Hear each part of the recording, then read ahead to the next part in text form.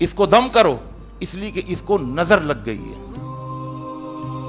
حضرت ام سلمہ کہتی ہیں کہ اللہ کے پیغمبر صلی اللہ علیہ وسلم نے رآ فی بیتہا جاریہ، میرے گھر کے اندر ایک بچی تھی۔ جاریہ سے مراد لونڈی بھی ہو سکتی ہے اور جاریہ سے مراد نوجوان بچی بھی ہو سکتی ہے۔ فی وجہہا صفعۃ، آپ نے دیکھا کہ اس کے چہرے پر صفعۃ ہے۔ صفعہ کہتے ہیں لغت کے اندر چہرے کی پیلاہٹ کو بھی کہتے ہیں، زرد ہو جانا چہرے کا، زردی مائل ہو جانا، اس طرح کہ ہم عموماً بیماروں کے چہرے کو دیکھتے ہیں، جو مسلسل بیمار چل رہے ہوں تو چہرہ ان کا زرد ہونے لگتا ہے۔ تو صفعۃ سے مراد یا تو یہ ہے کہ اس کے چہرے پر آپ نے زردی دیکھی، پیلاہٹ چہرے پر ہے۔ صفعۃ کا ایک معنی آتا ہے کہ چہرے کے اوپر داغ اور دھبوں کا آ جانا، جھائیوں کا آ جانا۔ صفعۃ کا ایک معنی یہ بھی کیا گیا ہے کہ چہرے پر دانوں کا نکل آنا، دانے وغیرہ نکل آنا۔ تو اللہ کے نبی صلی اللہ علیہ وسلم نے جب یہ دیکھا تو آپ نے فرمایا استرقوا لها فإن بها نظرۃ، اس کو دم کرو اس لیے کہ اس کو نظر لگ گئی۔ اب